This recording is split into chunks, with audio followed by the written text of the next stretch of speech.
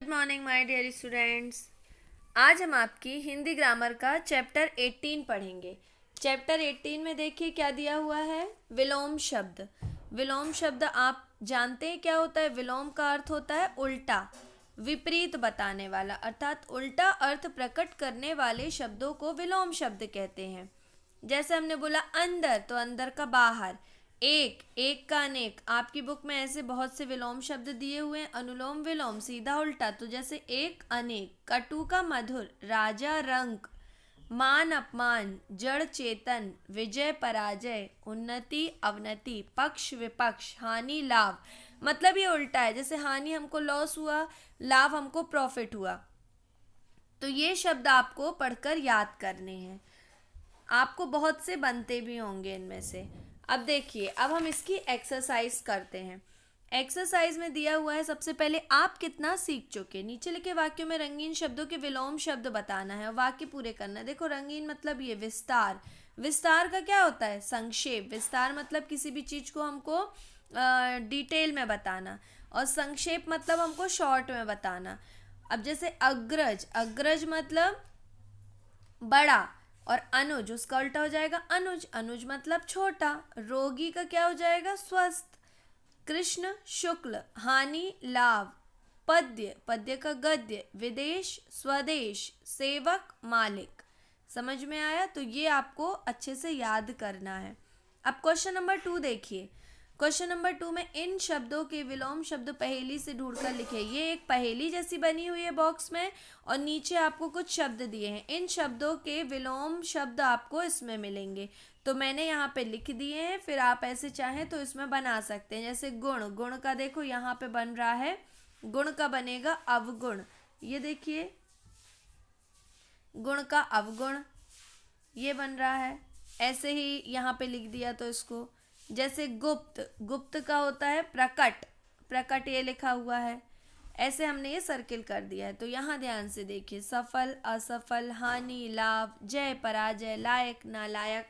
तो ये जो आपकी बुक में अभी मैंने आपको बताया ना, ढेर सारे विलोम शब्द दिए हुए हैं, वो आप पढ़ेंगे तो आपसे ये एक्सरसाइज बन जाएगी। कोई भी प्रॉब्लम नहीं होगी, लेकिन इसको आपको याद करना है अच्छे से।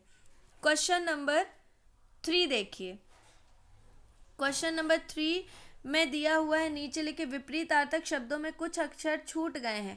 मतलब दिए अपोजिट हैं। यहाँ भी एक शब्द दिया है और ये इंटू जैसा बना हुआ है ना, इसके बाद एक और शब्द दिया हुआ है, लेकिन ये अधूरे हैं, मतलब कुछ अक्षर छूटे हुए हैं। तो आप पढ़ के समझिए कि यहाँ क्या आएगा जिससे ये विलोम ही हो एक दूसरे के।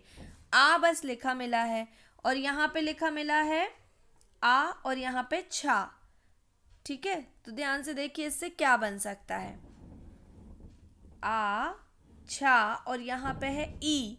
तो अब आप सोच रहे होंगे कि इससे हम ऐसा कैसा क्या बना सकते हैं कि आ छा और ई इससे क्या बन जाए। तो देखिए अ छा, तो बीच में हमने यदि अनिक्षा कर दिया, मतलब जिसकी इच्छा ना हो हमारी किसी भी चीज की, और तो इसका क्या हो जाएगा? ई लिखा मिला है, तो ई से हम इच्छा, अनिक्षा का उल्टा हो जाएगा इच्छा। तो ये आपको ऐसे करके बनाना है। जैसे आ श ना, ये 3 चीज दिए हैं, और यहाँ पे भी 2 आ जाएंगे शब्द, और उसके बाद ना दिया हुआ है। तो आप यहाँ पे क्या लिख सकते हो? अपशकुन, और यहाँ पे शकुन मतलब कोई चीज खराब हुई, शकुन मतलब अच्छी हो गई। इसके बाद यहाँ पे नागरिक, नागरिक का ग्रामीण। तो ये आप पढ़ के करेंगे, आपसे बन जाएगा। क्वेश्चन नंबर 4, नीचे लिखे शब्दों में उल्टे अर्थ वाले शब्दों के जोड़े रेखांकित करके सामने लिखिए। 4 शब्द दिए हैं, सुपुत्र, पुत्र, कुपुत्र, अपुत्र। 4 है ना, इनमें से 2 ऐसे हैं जो एक दूसरे के अपोजिट हैं। उनको आपको ढूंढ के अंडरलाइन करके यहाँ सामने लिखना है। तो जैसे सुपुत्र का पुत्र तो होता नहीं है, सुपुत्र का कुपुत्र होता है अपोजिट, मतलब विलोम शब्द। पक्ष का विपक्ष होता है। तो ये आप अंडरलाइन करके यहाँ लिख देंगे। और क्वेश्चन नंबर 5 में MCQs है कि सही उत्तर के सामने सही का निशान लगाइए। इसमें भी वही है, विलोम। सरस का सही विलोम होगा सरस का नीरस। स्वदेश का विदेश। तीव्र मंद। कटु मधुर। जान अनजान। समझ में आ गया?